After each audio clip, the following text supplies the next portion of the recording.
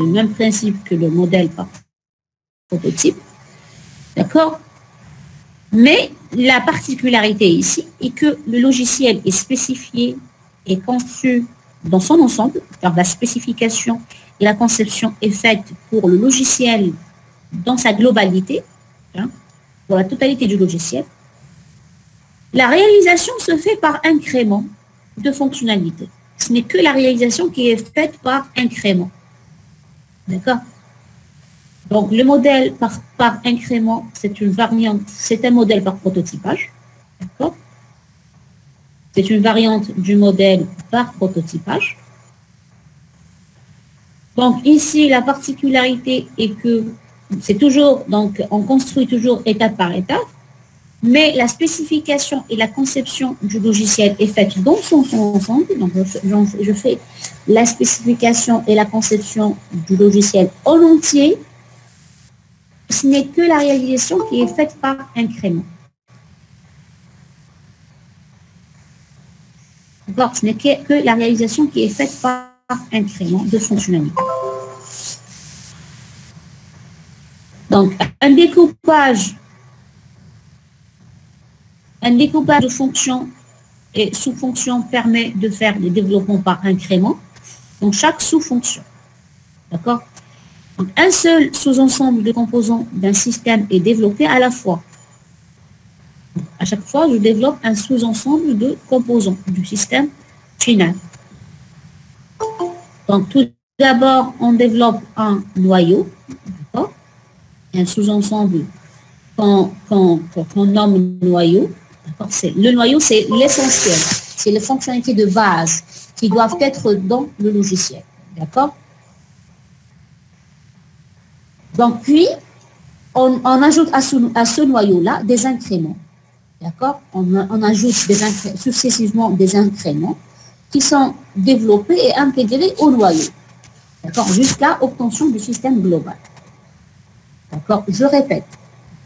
Donc, le modèle par incrément est une variante du modèle prototypal. D'accord? La spécificité ici est que le système est conçu, spécifié et conçu dans sa globalité, dans sa totalité. Et puis, lors de la réalisation du système, on réalise par étapes. D'accord? On réalise le système, le codage du système se fait par incrément de fonctionnalité. D'accord? Donc, on a un découpage de fonctions et sous-fonctions, d'accord? Ce qui va permettre de faire des développements par incrément de chaque fonction. Donc, on choisit un certain ensemble de fonctions qui est considéré indispensable, la fondamentale, qu'on va appeler noyau. D'accord? On va développer premièrement ce noyau-là, puis on développe des incréments qu'on va ajouter à ce noyau-là. D'accord? On va intégrer des incréments à ce noyau-là. D'accord? Chaque incrément peut donner lieu à un cycle de vie classique plus ou moins complet. D'accord? Le développement de chaque incrément donc, lorsqu'on développe chaque incrément, on peut utiliser n'importe quel modèle de cycle de vie. D'accord? Donc, le principe du modèle par incrément est que donc, le développement progresse dans le temps. Donc, on a premièrement le développement d'un noyau. D'accord? On développe un noyau. On ajoute à ce noyau-là un certain ensemble de fonctionnalités qu'on appelle des incréments. D'accord? Et puis, à chaque fois, on ajoute des incréments jusqu'à obtention du système final. D'accord? Alors, de manière plus détaillée, donc le premier incrément peuvent être des maquettes, d'accord, jetables, s'il s'agit juste de comprendre les besoins du client, donc on peut utiliser des maquettes, d'accord, ou bien réutilisables, des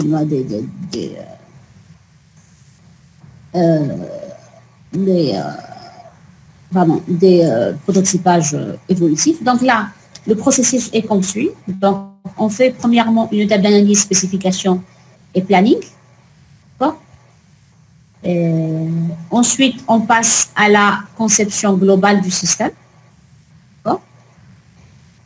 Ensuite, on passe au développement des incréments.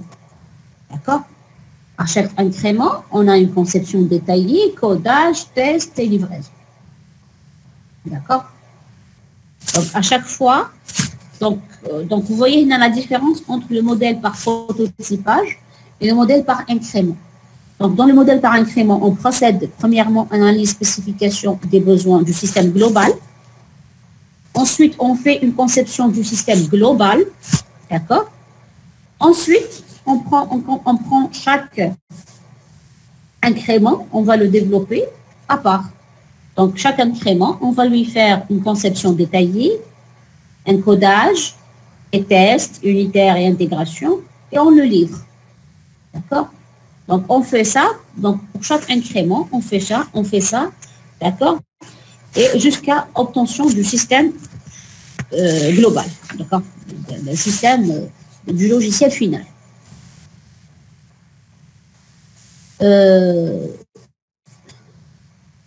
Donc, le produit ici est livré. Vous remarquez que le produit ici est livré plusieurs fois. D'accord? Donc, à chaque fois qu'on va ajouter un incrément, donc on peut le livrer.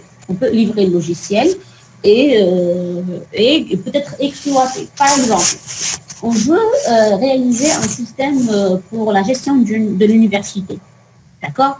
Donc, on peut faire une conception globale et décomposer ainsi le système en plusieurs sous-systèmes. Par exemple, un système de gestion de la scolarité, un système de gestion des enseignants, un système de gestion des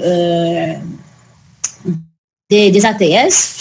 Et là, je peux commencer par exemple le développement du système de gestion de la scolarité. Je le termine, je peux le livrer. L'université peut utiliser ce système-là de gestion de la scolarité.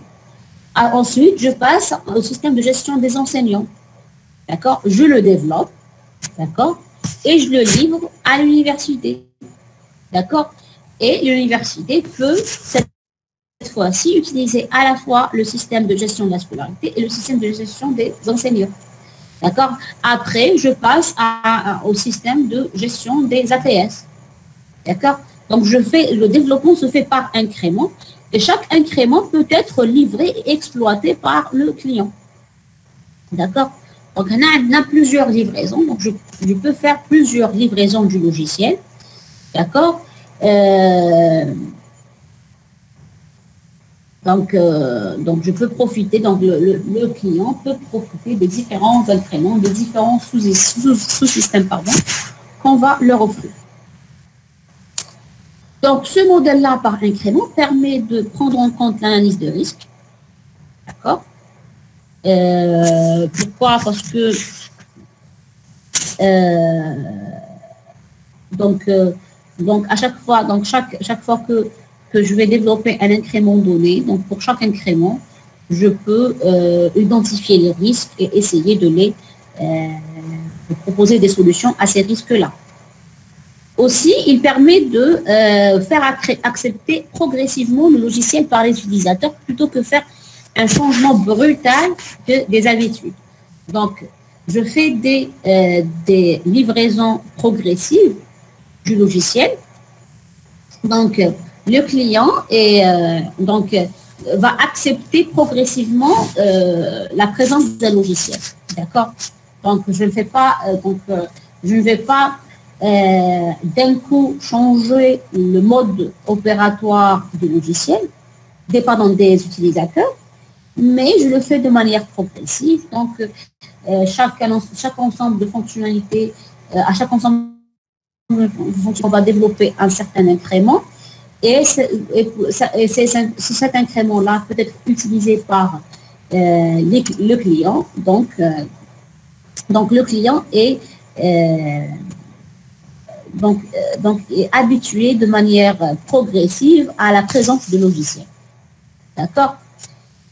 Aussi, ce modèle-là permet d'assurer la meilleure adéquation aux besoins possibles. D'accord? Parce qu'on développe de manière incrémentale et chaque incrément va être exploité et testé par le client. Donc, on va assurer ainsi de répondre au mieux aux besoins du client. Certains modèles proposent de développer des différents incréments en parallèle. Donc, parfois, on propose aussi de faire le développement des incréments, non pas successivement, non pas de manière successive, mais de manière parallèle. Par exemple, à l'université, certains modèles proposent de développer à la fois de manière parallèle système de gestion de la scolarité, système de gestion des enseignants, système de gestion des ATS, d'accord? Et là, cela peut être dangereux, car on ne profite plus de l'aspect incrémental, même si on accélère le développement. Donc, il est possible d'avoir, avec le développement parallèle lui-même, si on n'a pas le personnel qu'il faut, donc peut-être dangereux parce que on peut se perdre dans les différents incréments. D'accord? Si le nombre d'incréments n'est pas assez important, ce modèle de cycle de vie perd de son intérêt. D'accord? Si par exemple, il y a un système très simple à élaborer, donc il n'y a pas vraiment un nombre important d'incréments. D'accord? Donc, ce n'est pas vraiment utile d'utiliser cette approche-là. D'accord?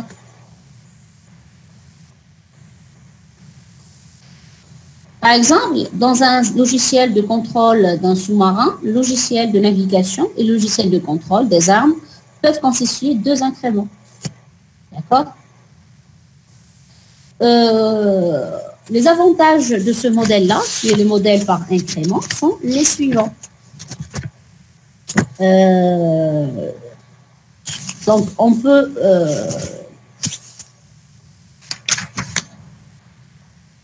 donc, le client intervient à la fin de chaque incrément. Donc, le client entre en relation avec le produit très tôt. Donc, après chaque incrément, donc on fait intervenir le client qui va valider, utiliser l'incrément. Donc, on a une certaine collaboration avec le client. Et on a une interaction avec le client.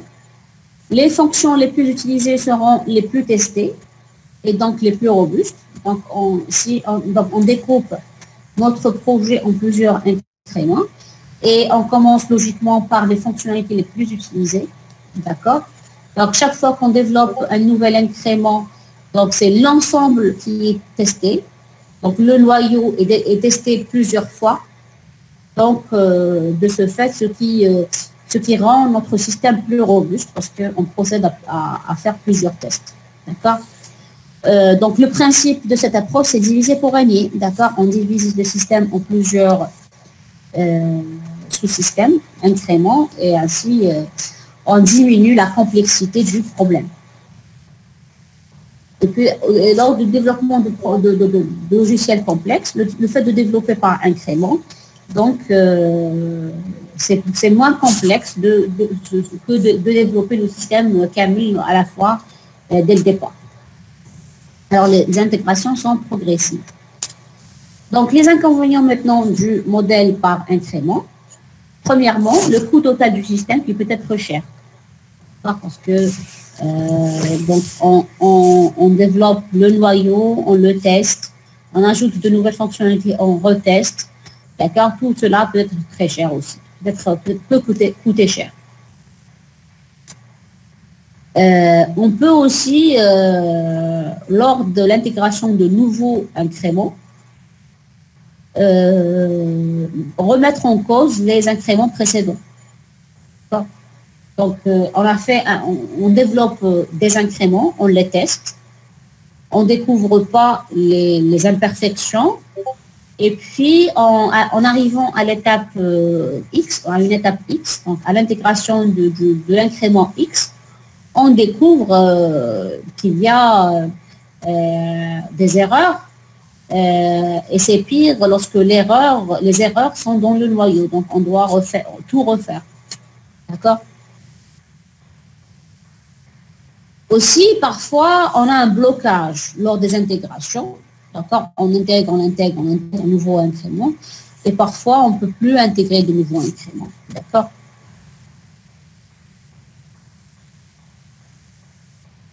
Donc, ici, comme recommandation lors de l'utilisation du modèle par incrément, première recommandation est que la spécification du noyau, des incréments et de leur interaction doit être faite globalement au début du projet. Donc, au début du projet, donc, on doit étudier, spécifier la décomposition du système en noyaux et incréments. D'accord? Et les différentes interactions entre les différents incréments. D'accord?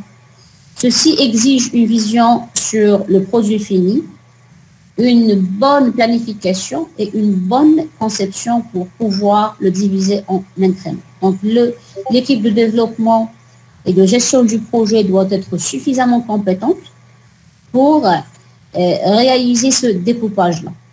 D'accord? Pour planifier le découpage, pour réaliser, pour concevoir le découpage radar en plusieurs incréments. Aussi, une autre recommandation est que les incréments doivent être aussi indépendants que possible, aussi bien fonctionnellement qu'au niveau des calendriers de développement. Donc, on essaye de découper notre projet de manière à ce que les incréments soient le plus indépendants possible et que ce soit l'indépendance est à la fois fonctionnelle et aussi en termes de calendrier de développement. Donc, le développement des incréments doit être fait de manière séparée. D'accord? Maintenant, quand est-ce qu'on peut utiliser ce modèle-là par incrément? Donc, quand la plupart des spécifications sont connues à l'avance, d'accord, et vont être sujettes à de faibles évolutions. Donc, lorsque j'ai une maîtrise des besoins, d'accord, les spécifications sont déjà connues et que j'ai de faibles probabilités d'avoir des changements, des évolutions, d'accord. Dans ce cas-là, on peut utiliser le modèle par incrément parce que là, le découpage en plusieurs incréments est plus facile à faire.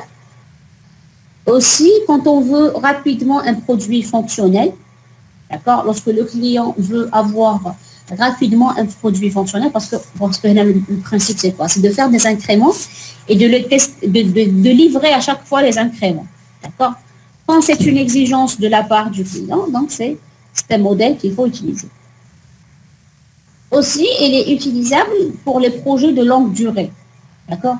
Lorsque la réalisation prend beaucoup de temps, donc lorsque le développement du logiciel prend beaucoup de temps, donc pour ne pas perdre la communication avec le client, pour ne pas laisser le client trop attendre la livraison du projet, donc on peut lui livrer des incréments, d'accord, qu'il peut utiliser.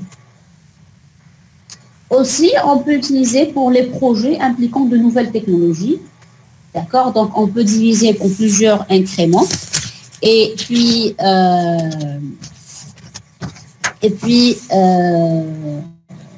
donc, on va essayer dans les plusieurs incréments, on va essayer à travers les différents incréments de maîtriser les nouvelles technologies.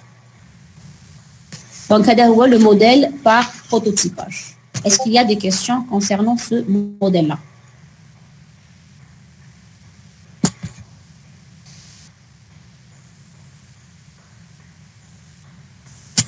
Oui, désolé, je viens de voir.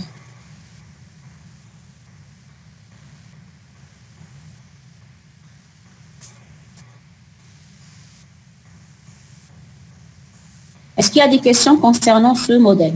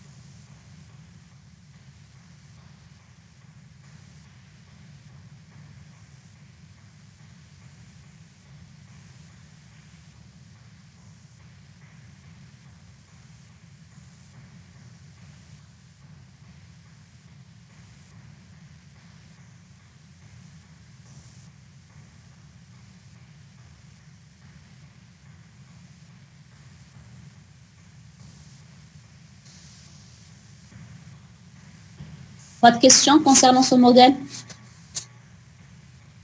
J'avance?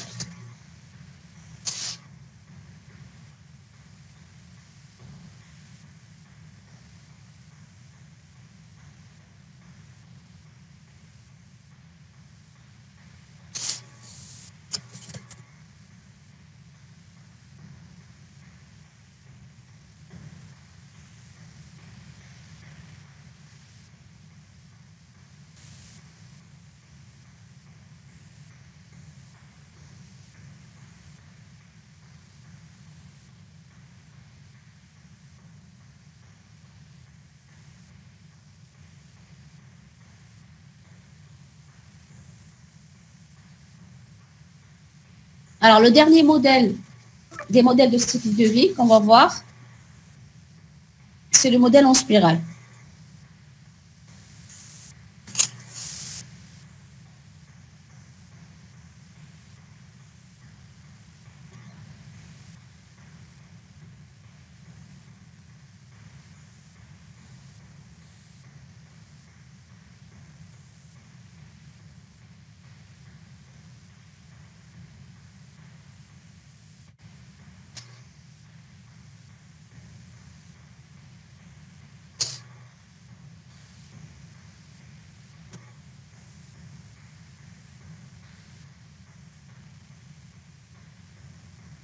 Vous êtes en train de voir l'écran? Madame. Très bien. Alors, pour le modèle en spirale,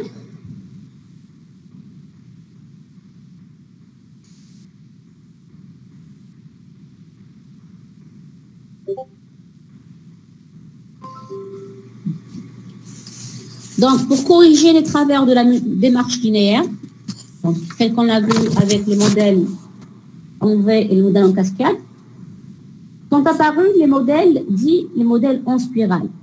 Ils ont été proposés par Barry Boehm en 1988, où les risques, quels qu'ils soient, sont constamment traités au travers des bouclages successifs. D'accord? Donc, il y a le modèle HADA en spirale, il a été proposé par Boehm en 1988 pour corriger les problèmes, les défauts de la démarche linéaire constatés dans les modèles en V et en cascade. D'accord? Le modèle ici est basé essentiellement sur le principe suivant, c'est de prendre en considération les risques qu'on peut rencontrer dans le projet. Donc, un risque, c'est quoi? C'est un problème qu'on peut rencontrer lors de la réalisation d'un logiciel donné. D'accord?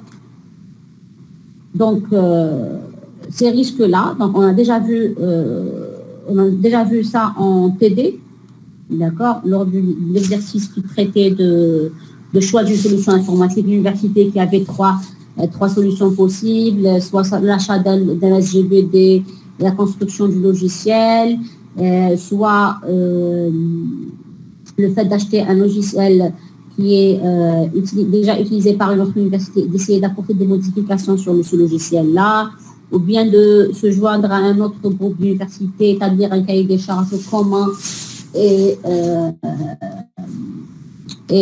charger une équipe, une voie de développement pour développer un logiciel pour tout le monde, toutes les universités. Alors, donc là, on a vu à travers cet exercice les différents risques qu'on pouvait rencontrer lors de chaque approche et on a essayé de proposer aussi des solutions à ces risques-là. Donc, la gestion de risque est une étape très importante lors de la gestion d'un projet informatique. D'accord? Lors de la réalisation d'un logiciel, donc il faut bien, avant de réaliser un logiciel donné, donc on fait ce qu'on appelle la gestion du projet, la planification du projet, l'étude du projet, et lors de cette étude-là, on doit donc faire ce qu'on appelle une étude des risques, une gestion des risques. À travers cette étude, donc, on doit identifier les risques possibles qu'on peut rencontrer d'accord, lors de la réalisation du problème, d'accord, et on va essayer d'évaluer ces risques, de proposer des solutions et essayer par la suite de décider de la procédure à entreprendre. D'accord? Donc, le principe du modèle en spirale, donc c'est une démarche hautement itérative. Ça veut dire que le développement est fait de manière itérative, donc étape par étape. D'accord? C'est pas linéaire comme dans l'approche en cascade ou là en V. Le développement ne se fait pas de manière linéaire, mais de manière itérative. Donc, la construction du logiciel se fait étape par étape de manière itérative. D'accord? Ici, la particularité ici est que la construction du logiciel se réalise par spires, les spires. D'accord? C'est pour ça qu'on appelle déjà le modèle en spirale. Et chaque fois, on fait le développement de certaines fonctionnalités. Alors, les premières couches de ce modèle-là servent à réduire les risques identifiés. D'accord? Donc, à chaque itération du modèle, donc on fait ce qu'on appelle une étude des risques, une identification des risques, et on va essayer d'essayer de trouver des solutions à ces risques-là. D'accord? Les couches suivantes doivent permettre d'élargir les services offerts pour atteindre progressivement la couverture complète des besoins tout en assurant la transition avec les éléments réalisés antérieurement. D'accord? Donc, les premières couches du modèle font l'accent sur la gestion des risques, sur l'étude des risques. On peut rencontrer, trouver des solutions, d'accord? Et à chaque fois, on propose des prototypes, des solutions opérationnelles, d'accord, aux utilisateurs. Et puis, les couches suivantes doivent permettre d'élargir le service offert. Donc, à chaque fois, je vais ajouter de nouvelles fonctionnalités, d'accord, afin de couvrir les besoins du client. D'accord? Donc, dans ce modèle-là, chacune des activités de développement, qui sont analyse, spécification des besoins, conception, codage et test, chaque activité de développement est réalisée en suivant un cycle de multi-étapes où les objectifs et les contraintes ainsi que les alternatives doivent être énumérées et précisées au départ. D'accord? Ensuite, chaque alternative subit une série d'examens. Donc, dans ce modèle-là, le principe est le suivant.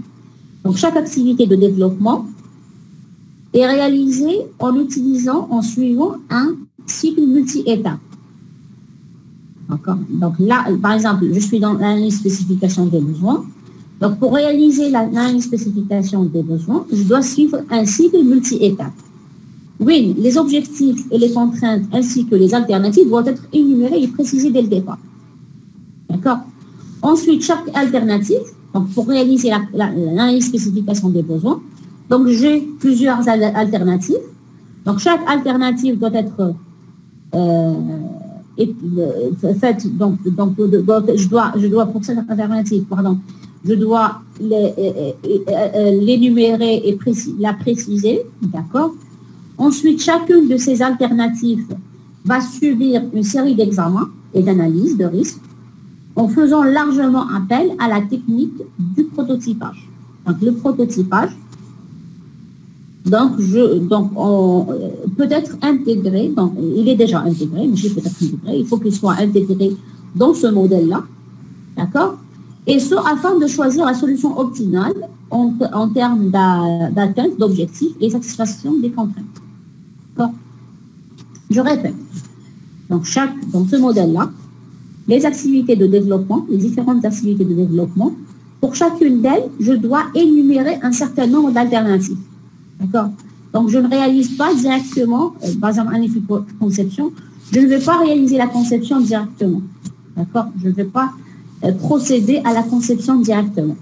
Non. Qu'est-ce que je fais? Je dois présenter certaines alternatives qui me permettent de concevoir le logiciel. D'accord?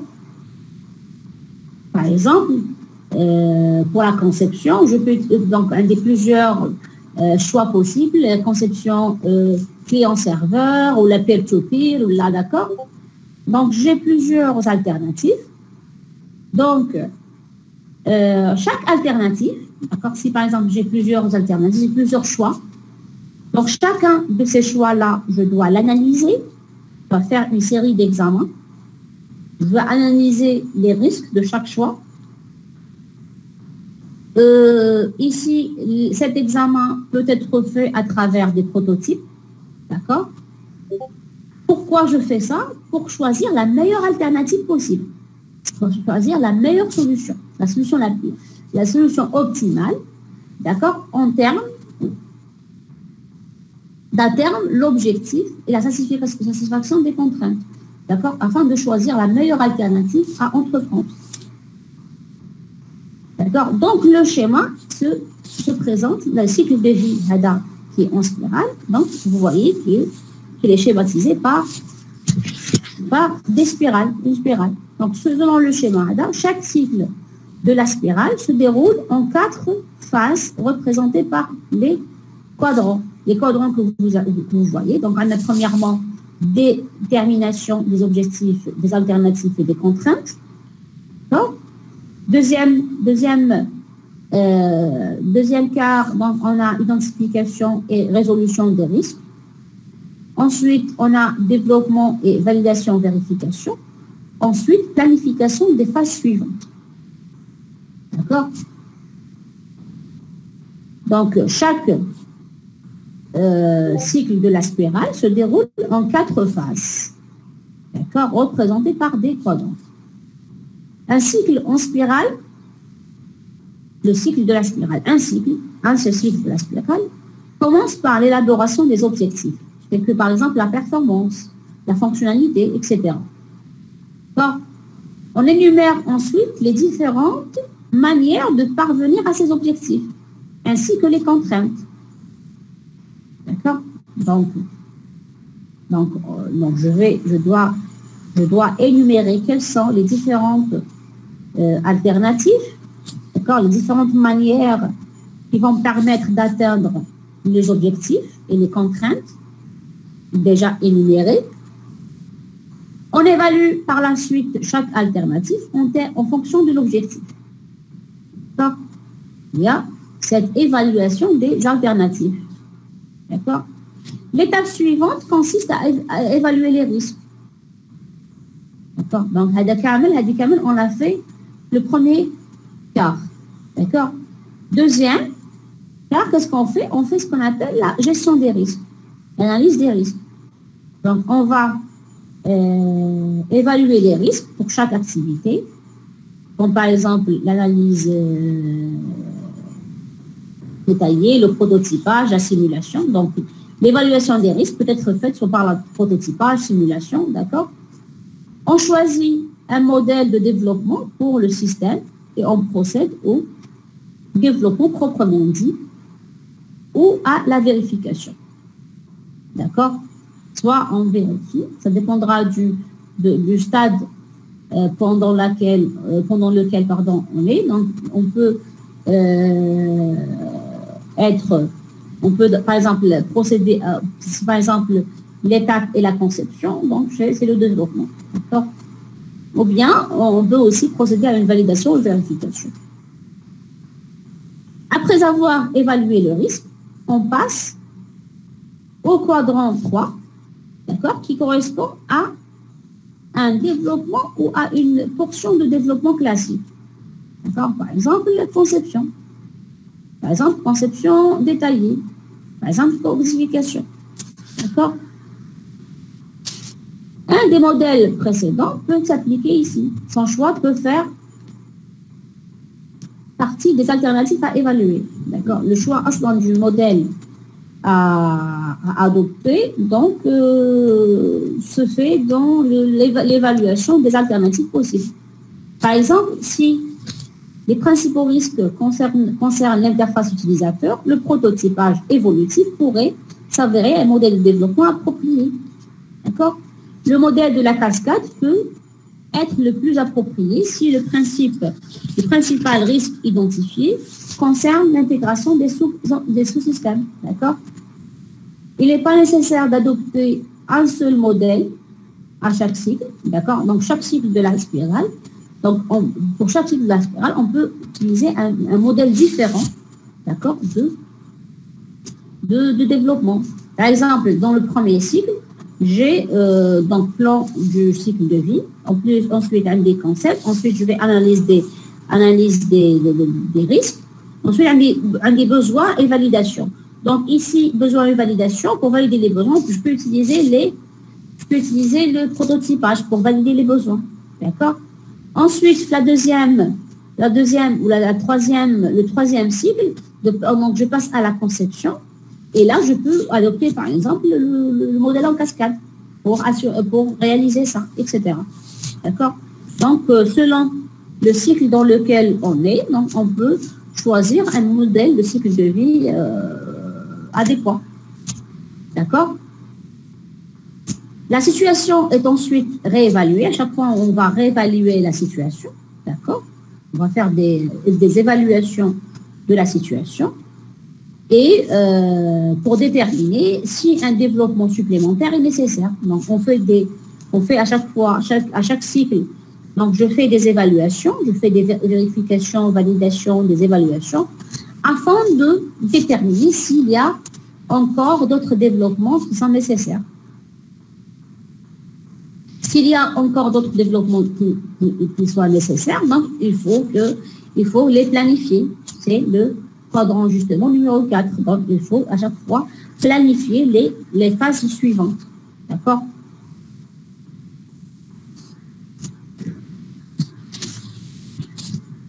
Donc le dernier cycle de la spirale se termine par la fin du processus classique. D'accord? Donc, ce modèle préconise ainsi une série de prototypes qui permet de mesurer les risques et mieux contrôler le développement du logiciel. Donc, c'est un modèle qui est essentiellement basé sur le principe du modèle, c'est essentiellement la gestion du risque. D'accord?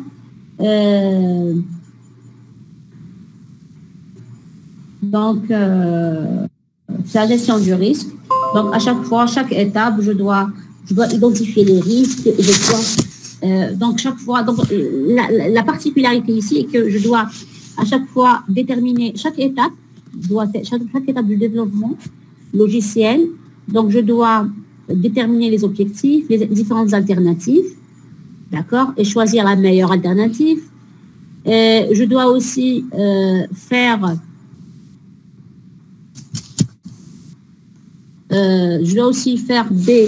une analyse des risques. D'accord? Chaque étape doit être enrichie par une analyse des risques. D'accord? Aussi par l'utilisation de prototypes. D'accord? Pour essayer de maîtriser au mieux les différentes alternatives, les risques, etc. Et puis, donc après ça, on passe au développement proprement dit. Et à chaque fois qu'on termine une phase de développement, on doit planifier les phases suivantes du développement logiciel.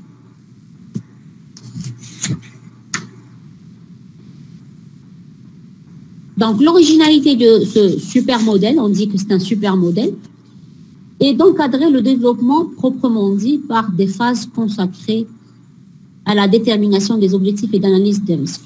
D'accord? Donc, on est en train d'encadrer le développement. Donc, le développement informatique est mieux encadré en utilisant ce modèle-là. Donc, le développement ici commence par une analyse préliminaire des besoins, d'accord, qui est affinée au cours des premiers cycles, en prenant en compte les contraintes et l'analyse des risques. À titre d'exemple ici, lors de la phase de définition des besoins, plusieurs variantes du cahier de charges sont élaborées qui correspondent à des solutions satisfaisant différemment les contraintes imposées par les clients, par les besoins du client. D'accord ? Dans la deuxième étape du cycle, chacune des solutions est ensuite expérimentée et analysée à l'aide du prototype. D'accord ? Donc, on propose plusieurs versions, plusieurs variantes du cahier de charges. D'accord ? Donc, ces différentes variantes vont correspondre à des solutions satisfaisant différemment les contraintes imposées par les besoins du client. D'accord? Donc, lors de la deuxième étape, donc, chacune des solutions sera ensuite expérimentée et analysée à l'aide du prototypage. D'accord? Donc, on élabore un prototype pour chaque variante du cahier de charge. Ceci, pourquoi? C'est pour permettre de choisir le cahier des charges le plus adéquat et de le raffiner encore plus dans la troisième étape. D'accord? Dans la quatrième étape, et dernière étape du cycle de développement, qu'est-ce qu'on fait? Le plan de développement est élaboré. Donc, pourquoi? C'est pour préparer le cycle prochain, d'accord, portant sur la conception architecturale du système, etc. D'accord? Donc, donc, le nombre de cycles est variable selon que le développement est classique ou bien incrémental. Donc, le développement ici, donc, lorsque je passe à la phase de développement proprement dite, donc je peux utiliser n'importe quel modèle de cycle de vie. Donc, je peux utiliser soit le modèle en cascade, ou l'incrémental, ou là, d'accord? Maintenant, les avantages de ce risque-là, donc le principal avantage de ce risque-là, c'est la maîtrise des risques, d'accord? Donc, on a une identification des risques, rapide des risques. Donc, puisqu'on a cette étude des risques, donc le modèle HADA est principalement fondé sur la gestion des risques. D'accord? Donc, puisqu'on a cette maîtrise des risques, donc on a un impact minimal des risques sur le projet. D'accord? Aussi, on peut développer ici, puisqu'on fait l'accent sur la gestion des risques, donc les fonctions critiques seront développées en premier afin d'essayer de cerner les risques causés par ces fonctionnalités.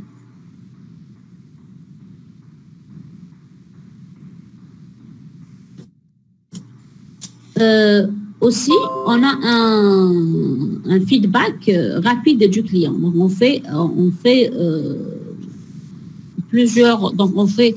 on travaille en collaboration avec le client, que ce soit dans les risques, soit dans le développement lui-même. Donc, on a cette collaboration avec le client. Aussi, on a une évaluation continue du procédé. Pourquoi? Parce que après chaque étape, on fait une évaluation de l'étape précédente. D'accord? Et on planifie l'étape suivante. Donc, on a une meilleure évaluation du procédé logiciel. Aussi, l'expertise du client croît à chaque itération du cycle. L'apprentissage se fait par touche et pas d'un seul bloc. Donc, ici, parce que je peux aussi intégrer le modèle. Donc, le modèle est fait de manière itérative. D'accord, le développement est fait de manière itérative. Donc, je peux avoir donc le client,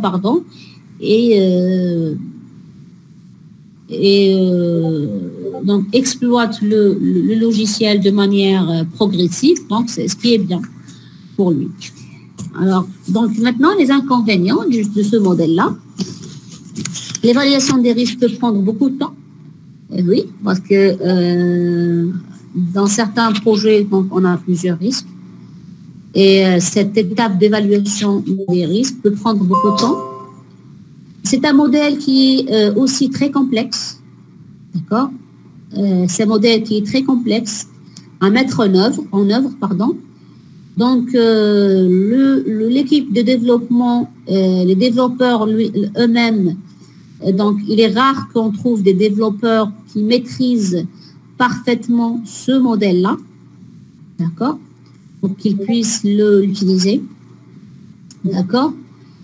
Et puis, aussi, la spirale peut s'éterniser, donc on peut avoir une éternité donc on peut faire de manière éternelle le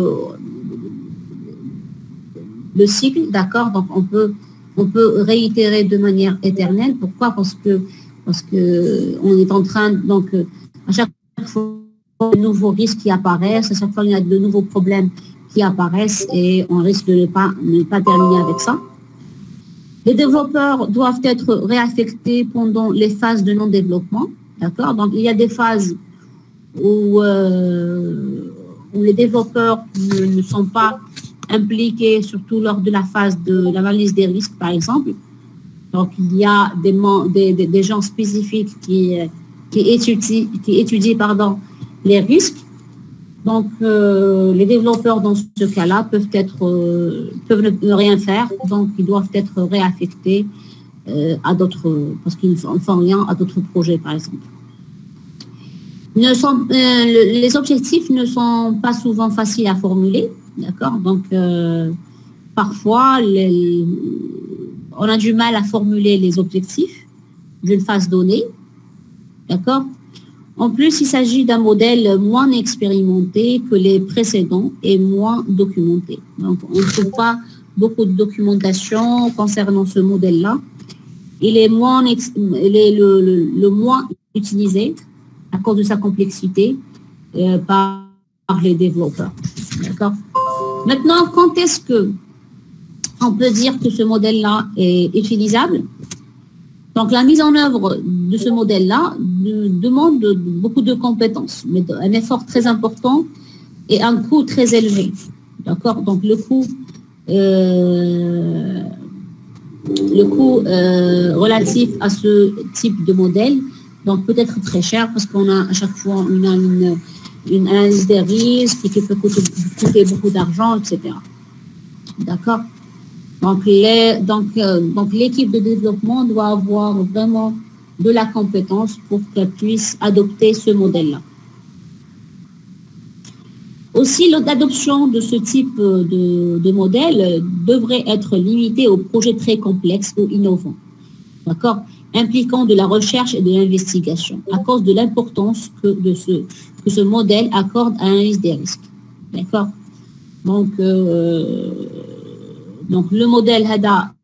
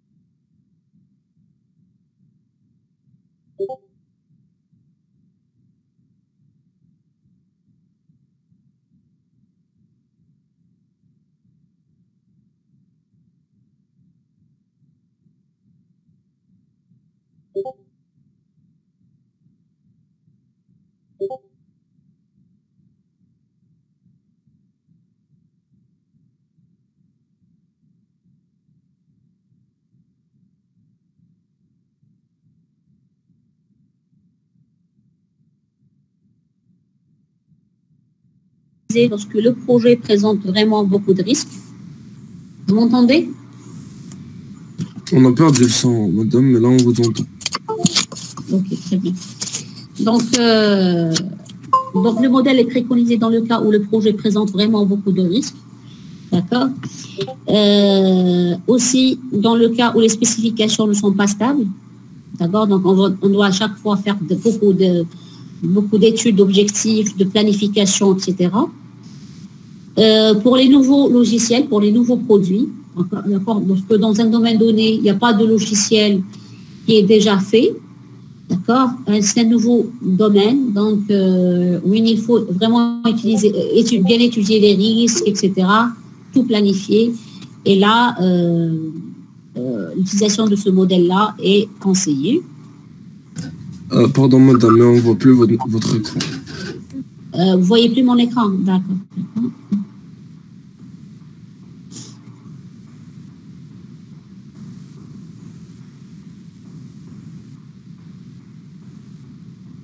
C'est bon?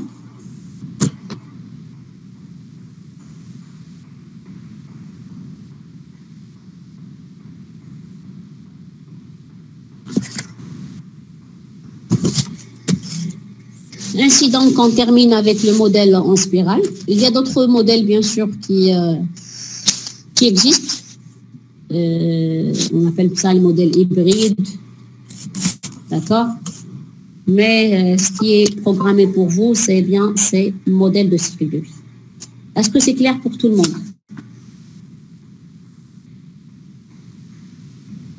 Il y a des questions?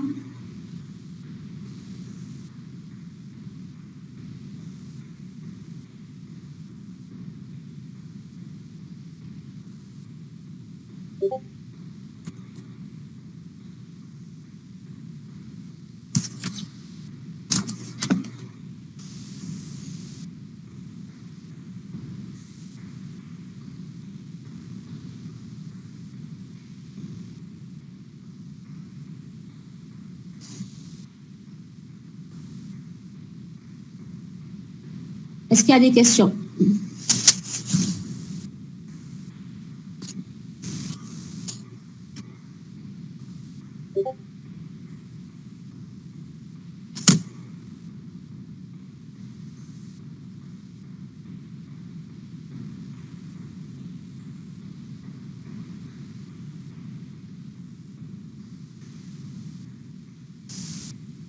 Ok, donc il y a un autre cours concernant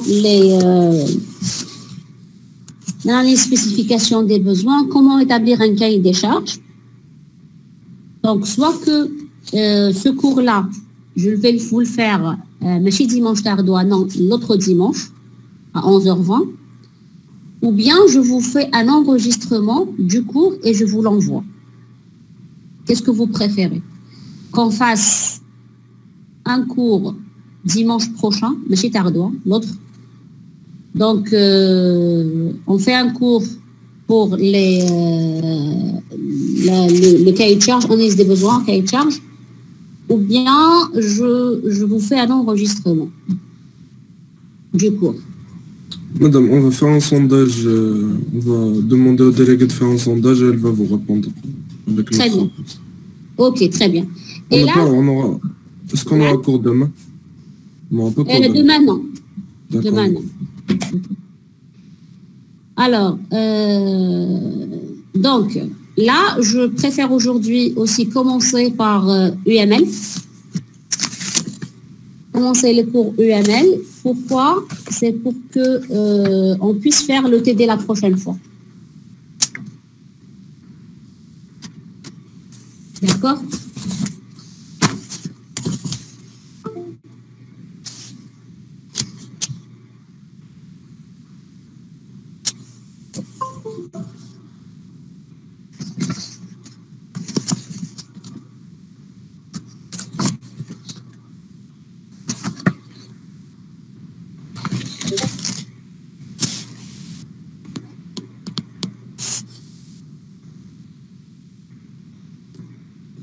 Pas de questions concernant les modèles de cycle de vie?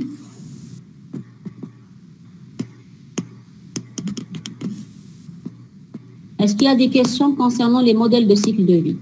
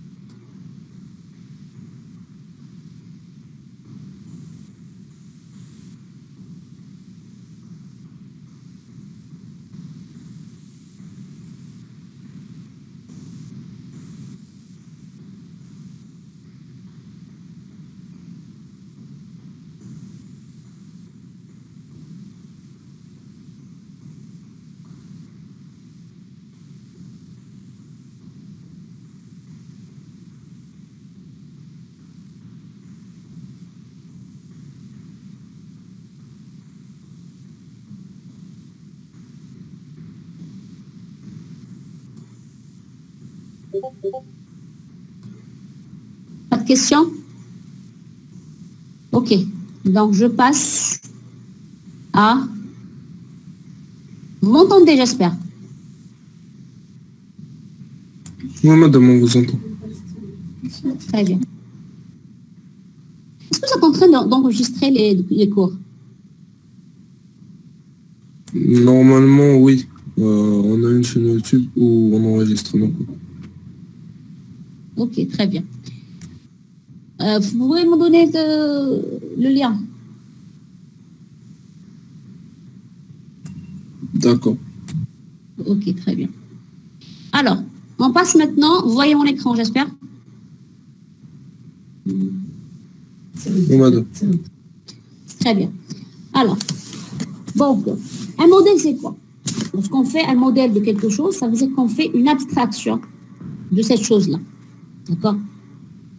Et le modèle, c'est quoi? C'est une vue subjective, mais pertinente de la réalité. Par exemple, j'ai un système modélisé, par exemple, une partie de la planète. D'accord? Donc, donc là, la carte géographique est un modèle de cette partie de la planète. D'accord? Donc, c'est un petit dessin. Donc c'est ça un modèle. Un modèle, c'est une abstraction d'une réalité donnée. D'accord? Donc, c'est subjectif. Pourquoi? Parce que ça dépendra de la vision de la personne qui va faire ce modèle-là. D'accord? Par exemple, on a un modèle pour l'analyse, la conception, un modèle pour la réalisation, un modèle pour le déploiement, etc. D'accord? Et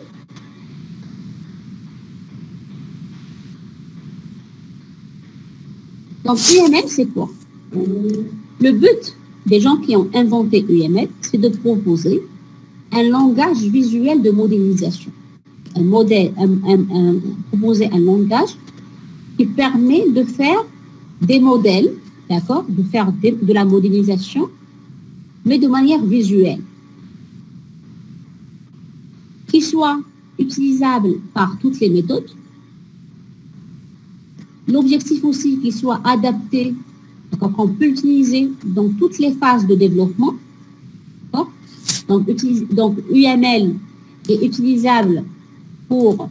Donc l'objectif c'est quoi? C'est de proposer quelque chose de visuel, d'accord, un langage visuel qui permet de proposer des modèles. D'accord? Il est adapté, donc on peut l'utiliser dans toutes les phases de développement logiciel. Donc l'objectif aussi est qu'il soit compatible avec toutes les techniques de réalisation. Donc on peut l'utiliser avec n'importe quelle technique de réalisation. Aussi, l'objectif aussi, lorsqu'on a créé UML pour la première fois, l'objectif était de proposer des mécanismes d'extension et de spécification pour pouvoir étendre les concepts de base. Donc, on propose des mécanismes qui permettent d'étendre et de spécifier les concepts de base. Aussi, l'objectif était de créer quelque chose, un langage, qui est indépendant du langage de programmation. D'accord? Donc, UML n'est pas spécifique à un langage de programmation donné, mais il est universel. On peut l'utiliser avec n'importe quel langage de programmation. Aussi, l'objectif était de proposer une base formelle pour comprendre le langage de modélisation. D'accord? Encourager aussi l'application des outils orientés objets, parce que le principe fondamental du ML, c'est l'orienté objet. D'accord? Orienté objet, ça veut dire quoi? Ça veut dire on va plus voir les choses de la vue fonctionnelle avec l'école d'accord? Mais c'est le concept orienté objet. Donc tout est vu en termes d'objet. D'accord? Aussi, supporter les concepts de développement de haut niveau, donc, tels que les frameworks, les patterns et les composants.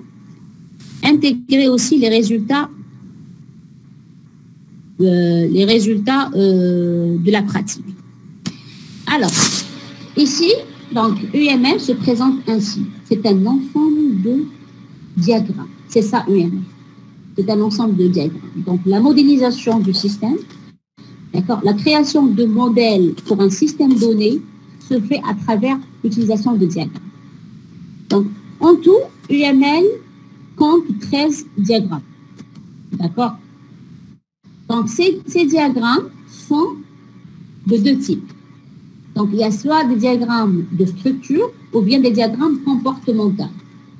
Bien sûr, chaque étape de développement logiciel, il y a un certain nombre de diagrammes qui peut utiliser l'étape. D'accord? Donc, à chaque étape de développement, je peux utiliser un certain nombre de diagrammes. D'accord? Il y a des diagrammes qui sont indispensables, il y a des diagrammes qu'on peut utiliser, qui sont facultatifs. D'accord? Donc, dans les diagrammes de structure, on peut trouver par exemple les diagrammes de composants, les diagrammes de classes, les diagrammes de package, les diagrammes de déploiement, d'objets, de structures composites. D'accord? Et dans l'autre type de diagrammes qui sont les diagrammes comportementaux, ces diagrammes-là, donc il y a les diagrammes d'activité, de catalysation, diagrammes d'état de transition, il y a des diagrammes d'interaction, tels que les diagrammes de séquence, de communication, de timing, diagrammes de vue d'ensemble des interactions, etc. Donc, vous voyez qu'il y a plusieurs types de diagrammes dans UML. D'accord? Ces diagrammes, on va pas étudier tous ces diagrammes-là, d'accord, cette année. Donc, les diagrammes qui sont programmés à être étudiés cette année sont les diagrammes de catalysation, les diagrammes d'activité, les diagrammes de séquence, les diagrammes de classe. D'accord? Ce sont les 4 types de diagrammes qui sont dans votre programme. D'accord? Donc, aujourd'hui, on va commencer avec le premier type de diagramme, qui est le diagramme de catalysation. D'accord? Donc, le premier diagramme qu'on peut utiliser lors de la modélisation d'un système donné, c'est les diagrammes de catalysation.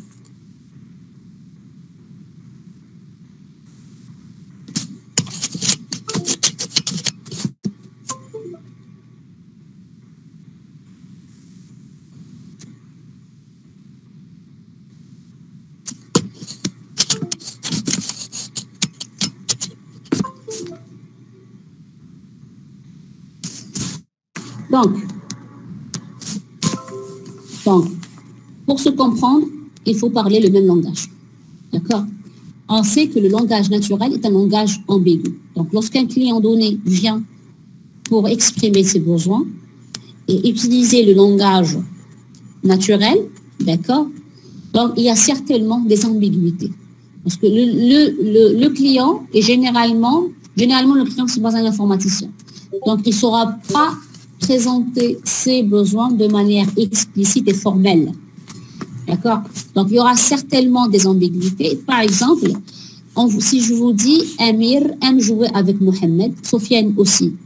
Donc, on peut comprendre que Sofiane aime jouer avec Mohamed, comme on peut comprendre que Amir aime jouer avec Sofiane. Donc, il y a une certaine ambiguïté dans cette phrase, d'accord? Donc, c'est le cas de c'est l'utilisation d'ailleurs du langage naturel, donc qui va causer cette ambiguïté, d'accord? Donc, les diagrammes de catégorisation apportent une solution au problème de la détermination et de la compréhension des besoins. Donc, ça sert à formaliser les besoins du client, d'accord, afin de rendre plus explicite des besoins du client, d'accord. Donc, les cas d'utilisation sont une technique de description du système étudié, privilégiant le point de vue de l'utilisateur. Donc, ici, le diagramme du cas d'utilisation, donc on privilégie lors de la conception, lors de la réalisation des diagrammes de cas d'utilisation, on privilégie la vision de l'utilisateur, d'accord, le point de vue de l'utilisateur. Les cas d'utilisation concentrent l'expression des besoins sur les utilisateurs en partant du principe qu'un système est avant tout construit pour les utilisateurs, d'accord. Donc, on se concentre dans ce type de diagramme, d'accord, sur l'expression des besoins. On va essayer de modéliser les besoins du client, d'accord. Pourquoi? Parce que c'est pour qui le système sera développé. C'est pour les clients, d'accord, c'est pour les utilisateurs. Donc, je fais l'accent dans ce diagramme-là sur les besoins du client, d'accord. Je vais modéliser. Donc, le but du diagramme de cas d'utilisation, c'est de modéliser les besoins du client. Essayer de modéliser les besoins du client, essayer de modéliser les fonctionnalités que va offrir mon système au client. D'accord? C'est ça mon but. Les cas d'utilisation permettent aux utilisateurs de structurer et d'articuler leurs désirs. Donc, on va plus utiliser le langage naturel. Donc, le client, il dit les besoins en utilisant le langage naturel. Maintenant, on va essayer de formaliser les besoins exprimés par l'utilisateur à travers ce type de diagramme qui est le diagramme de cas d'utilisation. D'accord? Et l'avantage ici est que le diagramme est présenté d'une certaine manière qu'il soit compréhensible par les utilisateurs. D'accord? D'accord? Donc, c'est une manière de formaliser les besoins du client, mais cette formalisation est toujours compréhensible par le client. Ce n'est pas une formalisation utilisant, par exemple, des formules mathématiques, etc., qui risquent de ne pas être comprises par le client. Donc, je formalise en utilisant ce diagramme-là. Donc, les parties intervenant dans le projet, soit le client ou bien les développeurs, donc, vont facilement comprendre ce diagramme-là. Donc, les cas d'utilisation concentrent l'expression des exigences du système sur ses utilisateurs et se limitent aux préoccupations réelles des utilisateurs. Donc, ce qui m'importe ici, c'est de modéliser les besoins, c'est de modéliser les exigences qui sont exprimées par les utilisateurs. Les cas d'utilisation ne présentent pas de solution d'implémentation. Donc, je ne présente pas ici de solution. D'accord? Je ne dis pas, dans un diagramme de cas d'utilisation, je ne vais pas présenter la solution du problème. Je ne vais pas présenter des implémentations. Je vais juste présenter les fonctionnalités que je vais offrir dans mon système. D'accord? C'est tout ce qui est demandé à ce stade-là. D'accord? Parce qu'en général, mais c'est fondamental, et que les diagrammes de cas d'utilisation sont utilisés dans la phase d'analyse spécification des besoins. D'accord? J'utilise ce type de diagramme dans la phase de l'analyse et spécification des besoins. D'accord? Afin de formaliser les besoins du client. D'accord? Et là, je suis dans la phase analyse spécification des besoins. Ce qui m'importe, c'est de répondre à la question quoi faire. D'accord? Et non pas comment faire. D'accord? C'est pour ça que mon problème ici, c'est de concevoir un système, c'est de dessiner un diagramme qui va présenter les besoins du client, attendus du client, les fonctionnalités que mon système va offrir au client. D'accord? Donc, le diagramme de capitalisation, son but, c'était de faire quoi? C'est d'identifier les utilisateurs du système. Donc, je dois dire qui va utiliser mon système. D'accord? Si, par exemple, je vais développer un système pour la gestion d'un cabinet d'avocats, donc les utilisateurs, ça ne va pas être un médecin, ça va être un avocat ou bien sa secrétaire. D'accord? Donc là, lors de l'élaboration d'un diagramme de capitalisation, je dois identifier qui sont les utilisateurs qui vont utiliser mon système. Aussi, je dois préciser aussi comment ces utilisateurs vont utiliser mon système. C'est-à-dire les interactions que ces utilisateurs vont avoir avec mon système. D'accord? Et ces interactions vont présenter, bien sûr, les fonctionnalités que je vais offrir dans mon système. D'accord? Maintenant, pour élaborer un diagramme de capitalisation, donc, je dois respecter un certain formalisme, d'accord? Je dois respecter parce que donc je dois utiliser le formalisme UML, d'accord? Et les gens qui ont inventé UML, donc pour un diagramme de capitalisation, ils ont identifié deux composants principaux qui sont deux éléments. Donc, il y a un diagramme de capitalisation est composé de deux éléments principaux qui sont les acteurs et les capitalisations. D'accord?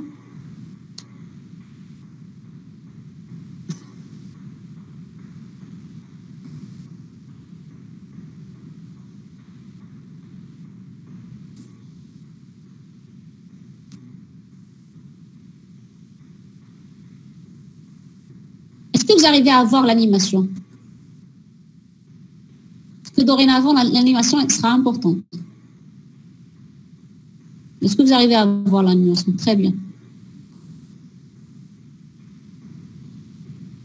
Alors, donc les éléments qui vont nous permettre de construire un diagramme de capitalisation sont premièrement les acteurs et les capitalisations. Donc, un diagramme de capitalisation est composé principalement d'acteurs et de capitalisation. Alors, le premier composant, c'est les acteurs. D'accord? Un acteur, c'est quoi?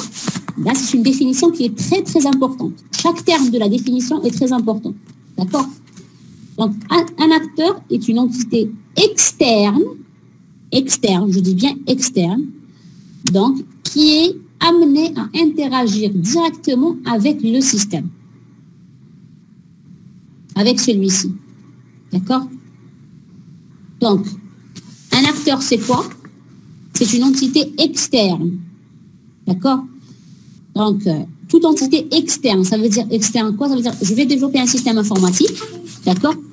Toute entité qui se trouve à l'extérieur du système et qui va interagir directement. Le mot directement est très important aussi. D'accord? Donc, toute entité, je dis bien entité, hein, ce n'est pas une personne, ça peut être une personne, mais ça peut être un autre système. D'accord? Donc, toute entité externe qui va avoir une interaction directe avec le système est considérée comme étant un acteur. D'accord? Donc, un acteur peut consulter, modifier l'état du système en émettant ou en recevant des messages susceptibles d'être porteurs de données. Donc, un acteur peut faire quoi dans mon système? Peut consulter, peut modifier l'état du système, d'accord? Et cela à travers des messages, d'accord? Et ces messages peuvent porter des données, d'accord? Je répète, un acteur, c'est quoi? C'est toute entité externe, d'accord, qui va interagir directement avec le système, d'accord? Cette interaction, c'est quoi? Elle est soit à travers une consultation ou une modification du système, d'accord? Et cela est fait comment? C'est en émettant ou bien en recevant des messages. D'accord? L'acteur donc peut émettre des messages ou bien recevoir des messages de la part du système. Et ces messages-là sont susceptibles, c'est possible, que ces messages-là soient porteurs de données. D'accord? Donc, en réponse à l'action d'un acteur, donc l'acteur va faire une action, d'accord? Le système doit fournir un service qui correspond à son besoin. Donc, à chaque besoin, on associe une action, d'accord? Que l'acteur va déclencher, d'accord? Une fois que l'acteur déclenche une action donnée, le système va faire quoi? Doit fournir un service qui correspond à son besoin. D'accord? Un acteur peut être une personne, ça veut dire un utilisateur humain. Par exemple, lorsque je vais faire un logiciel qui permet la gestion d'un cabinet d'avocats. Donc, l'avocat est un utilisateur humain, c'est un acteur qui va interagir avec mon système. Donc, c'est un utilisateur humain, d'accord?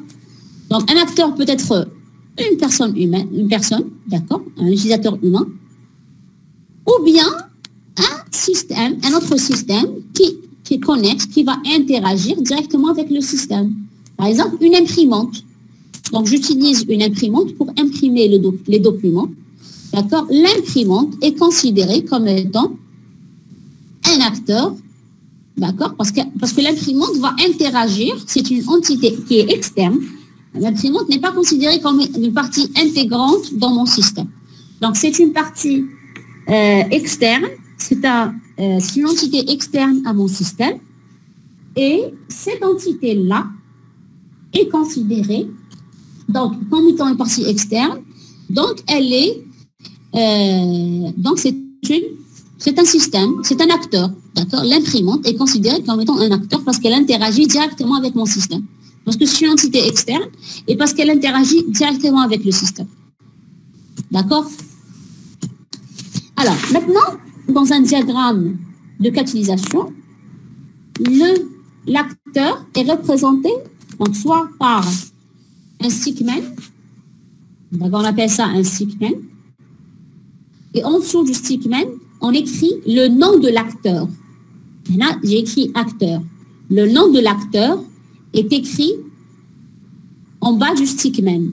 D'accord? Par exemple, si je suis en train de développer un logiciel pour la gestion du cabinet d'avocats, donc là, je fais un stickman et j'écris avocat. D'accord? Je peux aussi utiliser un rectangle avec un stéréotype acteur et je mets le nom de l'acteur. D'accord? C'est possible. Donc, les deux sont possibles. Donc, la notation entre guillemets est appelée en UML stéréotype. D'accord? Donc, cela permet de mieux, donc l'utilisation de stéréotypes dans ce cas-là, permet de mieux préciser, de caractériser l'élément. C'est quoi ce rectangle-là? Donc, le rectangle représente un acteur. D'accord? Donc, les deux notations sont valides en UML. D'accord? Donc, les deux notations existent en UML.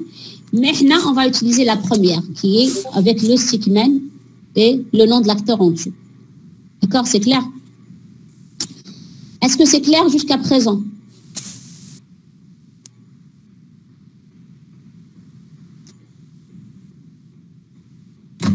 S'il vous plaît, madame, est-ce que vous pouvez répéter la deuxième notation? Donc, la deuxième notation, c'est l'utilisation de rectangle. D'accord? Et là, l'utilisation de rectangle, ça ne permet pas de savoir c'est quoi. D'accord? Donc, on utilise le mot acteur entre guillemets. On appelle ça stéréotype.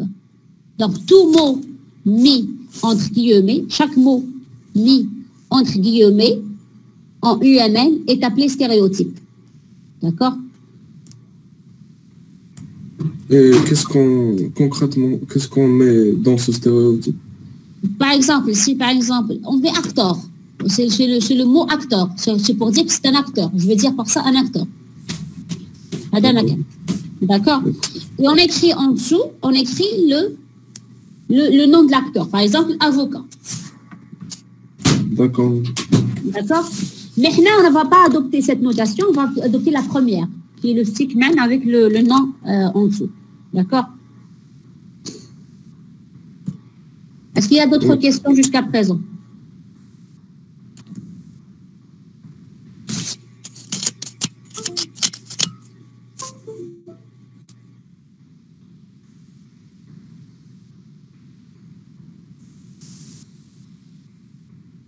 Vous pouvez parler, hein? Si vous avez des questions, vous pouvez parler.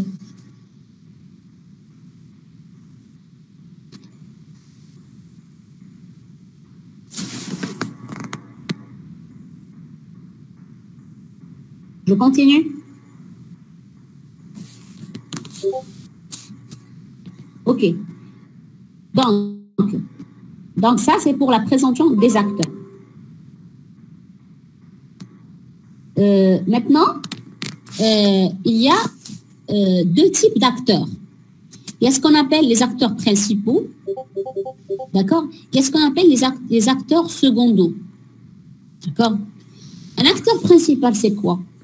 C'est quelqu'un qui demande des services au système, d'accord?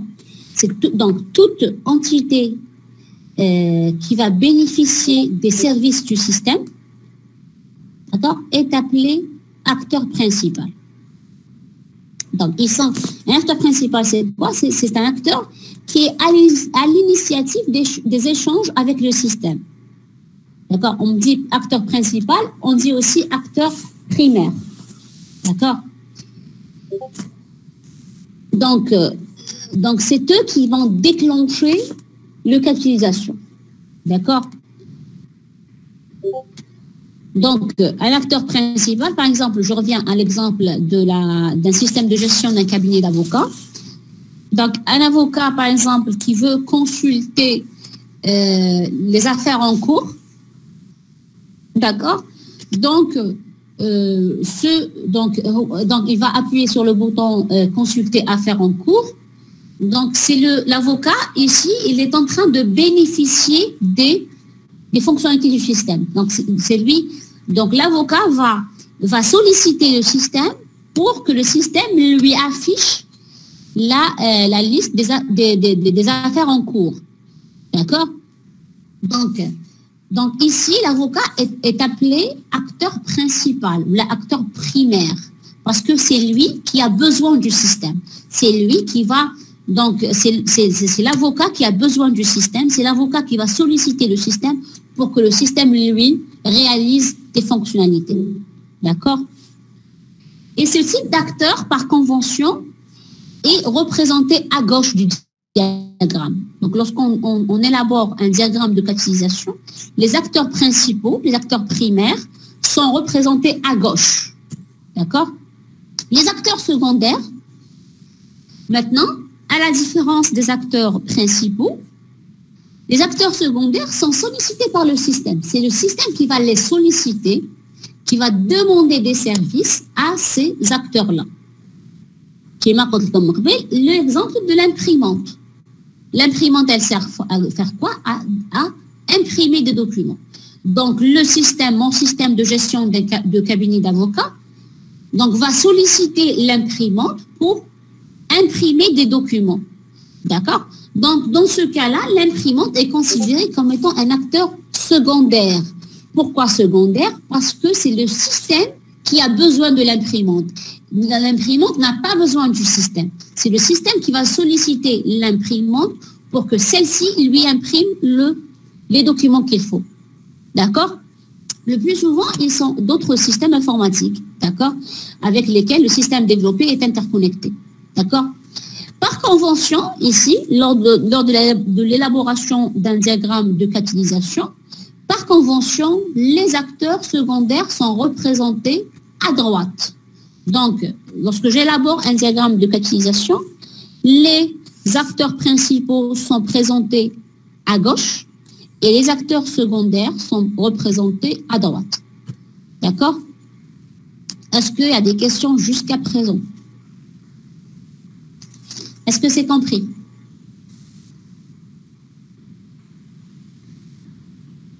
Je répète, vous pouvez parler directement.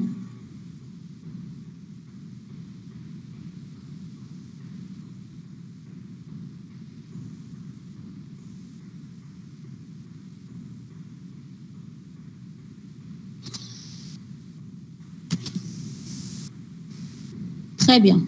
Alors, maintenant, dans un diagramme de catalysation, les acteurs peuvent avoir des relations entre eux. D'accord? Donc, je peux avoir des relations entre les différents acteurs d'un système donné. Donc les différentes relations qu'on peut avoir entre les acteurs. Donc, la première relation, c'est la relation de généralisation. D'accord? D'accord? On dit qu'un acteur A est une généralisation d'un acteur B si l'acteur A peut être substitué par l'acteur B. Ça veut dire quoi? A, donc j'ai l'acteur A qui est une généralisation de l'acteur B. B est une spécialisation de l'acteur A. D'accord? Donc l'acteur A peut être substitué, peut être remplacé par l'acteur B. Dans ce cas-là, tous les cas d'utilisation possibles de A le sont aussi pour B. D'accord? Mais l'inverse n'est pas vrai. Donc, on va voir des exemples. Et à travers ces exemples-là, vous allez mieux comprendre. D'accord? Donc, la généralisation est représentée ainsi. Donc, A est plus général que B. B est plus spécifique que A. D'accord? Si A peut déclencher les fonctionnalités A et B du système. B aussi, si l'acteur A peut déclencher les fonctionnalités X et Y dans le système, l'acteur B peut également déclencher ces fonctionnalités X et Y. D'accord? Mais l'inverse n'est pas vrai. Si B peut déclencher les fonctionnalités Z, A ne peut pas forcément la déclencher. D'accord? Maintenant, on passe à un autre élément de base d'un diagramme de catalysation, c'est le catalysation lui-même. D'accord? C'est quoi une catalysation? C'est une entité cohérente représentant une fonctionnalité visible de l'extérieur. Donc, toute fonctionnalité visible de l'extérieur et représentant une entité cohérente, une unité cohérente, donc s'appelle une catalysation. Donc, une catalysation représente quoi? Représente une interaction entre acteurs et système, dans le but de répondre à un besoin fondamental. Le catalysation doit rendre un service réel complet. D'accord? Un service réel complet. D'accord? Apportant une valeur ajoutée à l'acteur. Donc, le catalysation doit rendre un service réel et complet pour l'acteur.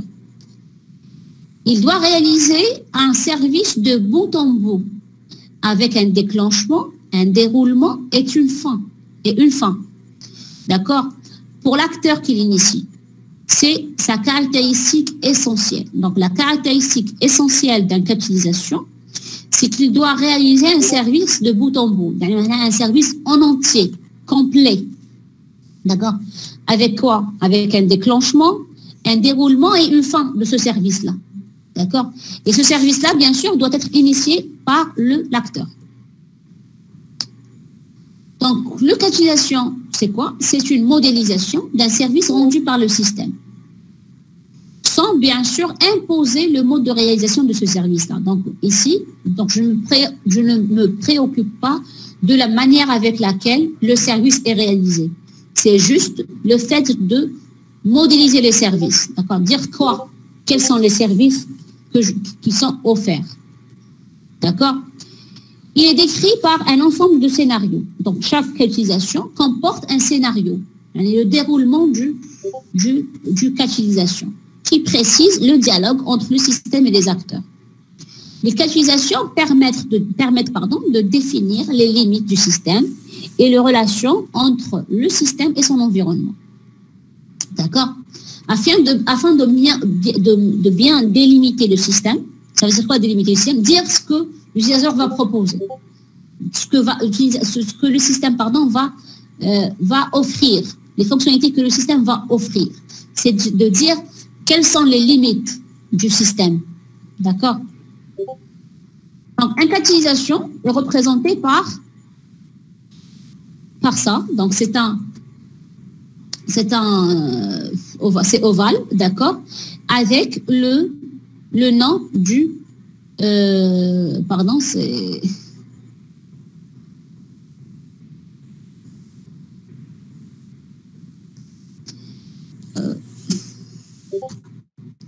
je vais essayer donc là, je vais essayer avant de vous l'envoyer, je vais essayer de le corriger.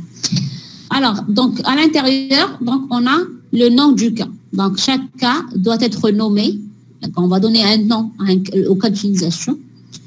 D'accord? Et ce nom-là doit commencer toujours par un verbe à l'infinitif. Par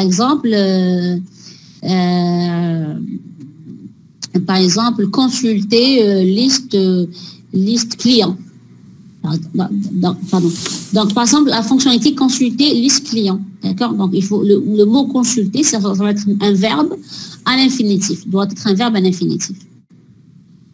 Donc, là, pour un système donné, j'aurai, bien sûr, puisque un système donc, offre plusieurs fonctionnalités. Donc, chacune de ces fonctionnalités va être représentée par un cas d'utilisation différent. D'accord? Donc, tout ça va être délimité par un rectangle. Donc, le rectangle donc, va présenter la frontière du système. C'est les frontières du système qui vont, ce rectangle-là va représenter les frontières du système. Donc, ça veut dire quoi, frontières du système? Ça veut dire ce que le système va offrir. D'accord? C'est pas au-delà de ça. D'accord? Et puis, j'ai le nom du système. Je dois aussi préciser le nom du système. Par exemple, là, on veut réaliser un système de notes. D'accord? Donc, où les enseignants, donc un système de notes, donc je mets un rectangle, c'est un système de notes, donc je vais nommer mon système de notes. Où les enseignants, donc où les enseignants, donc on peut découvrir qu'il y a des enseignants, d'accord, qu'il y a un acteur enseignant, d'accord, donc les enseignants, ça va être des utilisateurs du système, donc ça va être un acteur qui va interagir directement avec le système. Les enseignants ne sont pas à l'intérieur du système, donc c'est des entités externes au système qui vont interagir directement avec le système, donc seront considérés par des acteurs. Donc, qu'est-ce qu'ils vont faire, ces enseignants, avec le système? Donc, ils vont entrer des notes. D'accord? Donc, le fait d'entrer des notes, ça va être une fonctionnalité que mon système doit permettre aux enseignants. Donc, c'est entrer des notes. D'accord? Et les étudiants, donc ça va être un autre acteur appelé étudiant. Les étudiants peuvent faire quoi? C'est consulter les notes. D'accord? Donc, les enseignants vont entrer les notes. Les étudiants vont consulter les notes. Les enseignants peuvent également consulter les notes des étudiants. Donc, maintenant, les enseignants peuvent aussi consulter ces notes. Donc, là, on ajoute ce trait-là, le trait entre l'acteur enseignant et le cas d'utilisation consulter des notes, d'accord? Là, le trait, ça veut dire quoi? Ça veut dire l'acteur peut utiliser cette fonctionnalité, d'accord? La fonctionnalité est déclenchée par l'acteur.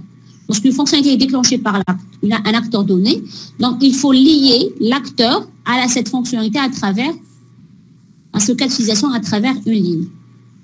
D'accord?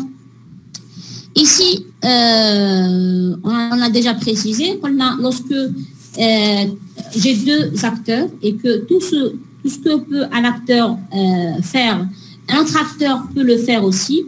Donc là, je peux présenter ça à travers un lien d'héritage. Le lien d'héritage ici veut dire que un enseignant est considéré comme un étudiant. Pourquoi? Parce que tout ce que peut faire un étudiant, un enseignant peut aussi le faire. Un étudiant ici, dans ce cas-là, ne peut pas entrer des notes. Il ne peut que les consulter des notes. Par contre, un enseignant peut entrer des notes et consulter des notes. Est-ce qu'il y a des questions?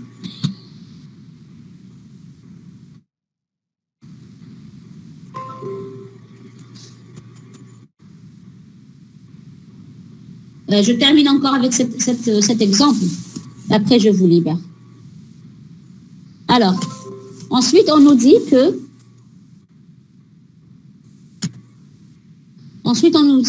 à la fin du semestre, les notes sont transmises au serveur central de notes qui s'occupera de l'édition des diplômes.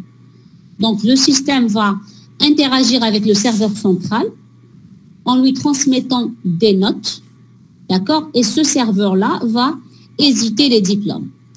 Donc, vous voyez que ici, donc, il y a la transmission des notes. Donc, le système va transmettre des notes. Donc, ça va être représenté à travers un cas d'utilisation. D'accord? Ce cas d'utilisation va faire intervenir le serveur central. D'accord? Et là, le serveur central va être considéré comme étant un acteur secondaire parce qu'il est sollicité par le système. C'est le système qui va demander des services au serveur central. D'accord? Donc, ça va être un acteur secondaire qui est représenté dans ce diagramme-là à droite. Les deux premiers acteurs, étudiants et enseignants, sont représentés à gauche. Pourquoi? Parce qu'ils sont considérés comme étant des acteurs principaux, parce que c'est eux qui vont solliciter le système. L'étudiant va solliciter le système pour consulter des notes et l'enseignant va solliciter le système pour entrer les notes. Est-ce que c'est clair pour tout le monde?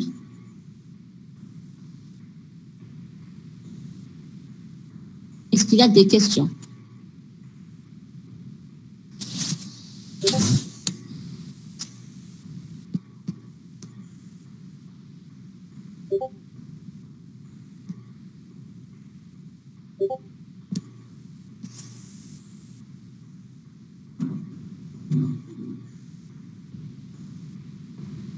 S'il y a des questions, vous pouvez parler.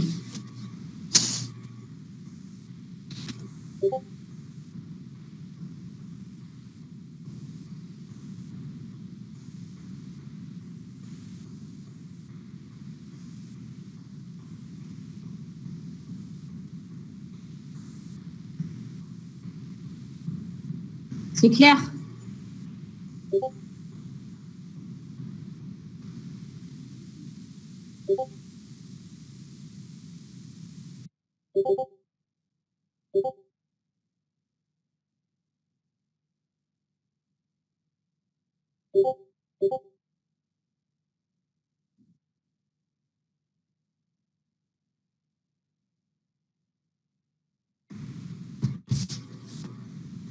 Désolée, j'ai perdu la connexion. Est-ce que vous m'entendez? Oui, on vous entend.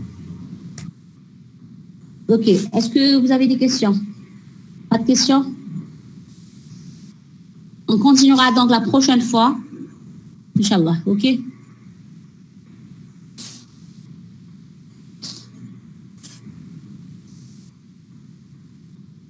D'accord, madame. Oui. Il y a des questions, Oui. Oui. Oui, Aoucher. Une question.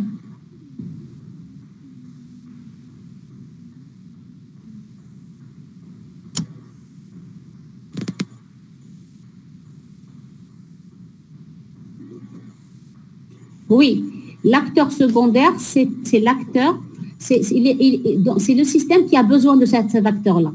D'accord? C'est le système qui va solliciter l'acteur HADA pour lui réaliser des services. Contrairement à l'acteur principal, il a besoin du système. C'est l'acteur principal qui va déclencher les cas d'utilisation. C'est lui qui a besoin du système. C'est lui qui va solliciter le système. L'acteur principal sollicite le système. L'acteur secondaire est sollicité par le système. Il y a la différence entre les deux.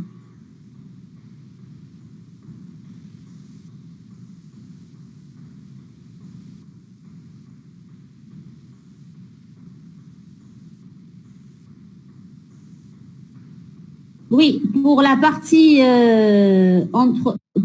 oui, c'est là. C'est là.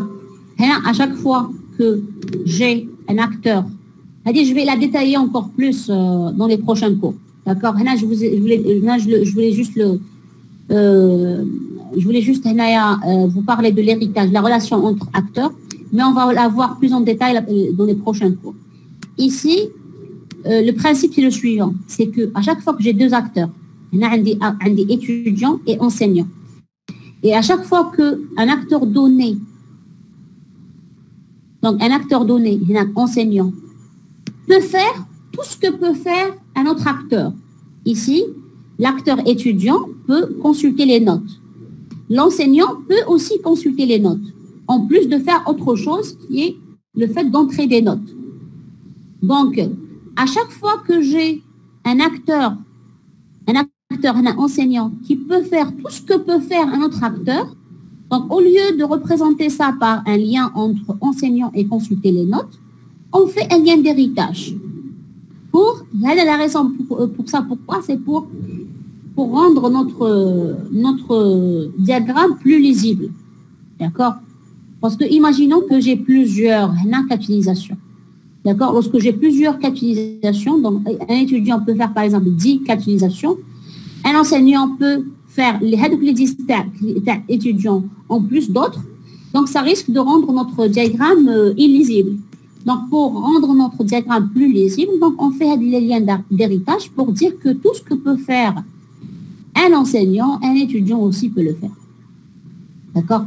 C'est juste pour cette raison que, donc jusqu'à présent, hein, d'accord? Bon, mais après, on va détailler encore plus ça. Merci pour le lien de la chaîne YouTube. Pas d'autres questions? Vous êtes libre à 11h20.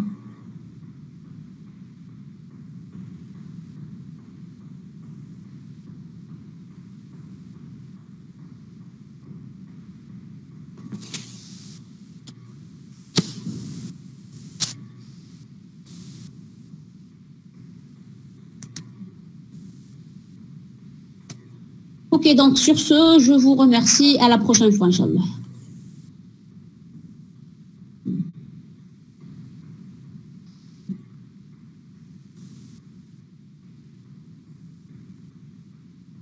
Au revoir.